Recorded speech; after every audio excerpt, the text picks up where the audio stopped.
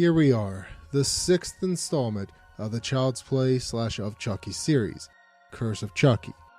Curse of Chucky is a 2013 film that brings the old Chuckster back to his roots.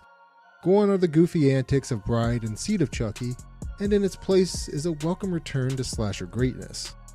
Don Mancini returns to write and direct this direct-to-video installment of the film. A first for the series, in fact. So, what's the plot about? Does Chuck take the family out for a murder spree after the events of Seed of Chucky? I mean, that movie was left pretty ambiguous as to what the fates of the Tillys were. Well, dear viewers, they're not really mentioned at all in this film, with the exception of a kill list that Chucky has saying that he did in fact bump them off. This is ignored in later installments, but more on that tomorrow. So yeah, this film ignores most of the characters from the previous films, for the most part, and we're introduced to a new cast of characters. We're quickly introduced to our new heroine of the film, Nika, and her mother Sarah. Nika is a paraplegic, and she lives in a home isolated from others. They receive a mysterious package in the mail. That package contains a brand new good guy doll. This movie hits the ground running. Chucky kills Nika's mother that same night and makes it look like suicide. Nika is then joined by her sister, brother-in-law, her niece, their nanny, and a priest. As one can imagine, Chucky is quick to start dispatching the various characters. He poisons the priest, electrocutes the nanny, and brutally kills the sister and brother-in-law through the good old-fashioned way, with sharp objects. So I hear you asking, J-Town, why is Chucky targeting this family? Well, viewer, I'm glad you asked. You see, back before Chucky was a murderous doll, he had an obsession with Sarah, Nika's mom.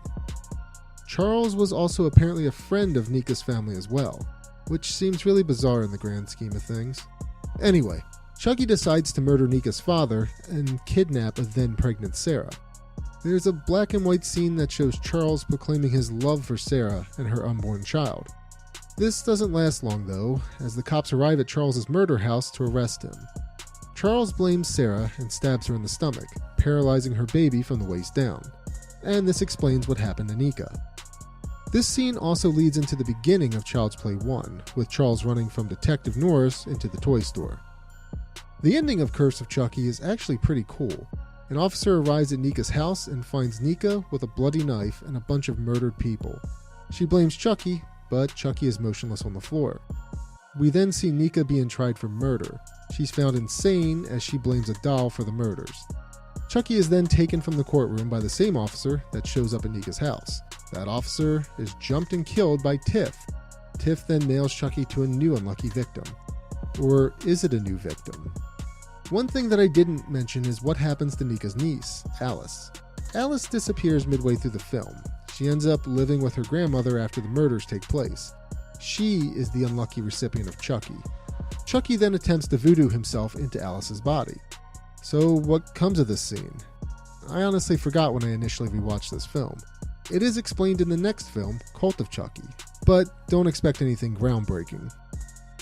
One cool thing about the film that I didn't mention is Chucky's appearance. Chucky is still sporting the facial scars and staples that he got in Bride of Chucky at the end of Seed of Chucky. However, Chucky in Curse of Chucky looks like he's brand new. Did he possess a new doll? Nope. Chucky had someone, probably Tiff, cover up his scars with some putty or makeup or something. It's peeled off by Nika's sister, revealing the iconic scarred face from Bride of Chucky. I thought this was a very cool touch. I always preferred the non-scarred Chucky because I think the scars make him stand out too much. Covering up the scars makes a lot more sense to me. Speaking of, what's next for the murderous doll? Is he going to go after Nika, or continue killing other people from his past? Yes, and yes. I already mentioned that he has a list where he crosses off names. He has Jennifer Tilly and his kids crossed off, which both aren't true, spoilers. But he also has Andy on that list. In one of the coolest things ever, there's an after-credits scene with Chucky being delivered to Andy. Andy gets off the phone with his mother, now out of the mental institution I guess, when Chucky bursts through the box. Andy, ever prepared after the torment of the killer doll, aims a shotgun at Chucky and says, "Play with this." Okay, so he's not the best at one-liners still, but that's okay. In my opinion, I think Curse of Chucky really scratches the itch for fans of the Child's Play series since Bride and Seed of Chucky went way too goofy. It has tension and great action. Like the tagline says, Chucky's back and he's better than ever. One last thing I'll mention is that Nika is played by Fiona Dourif, Brad Dourif's daughter. It's really cool to see the family help continue the story. All in all, Curse of Chucky is a Child's Play sequel worth watching. In fact, you really don't even need to watch Seed of Chucky to understand what's happening in this film, with the exception of the list he's keeping of potential victims, but that's about it. Alright, one more Chucky movie to go. Tune in tomorrow to hear all about it.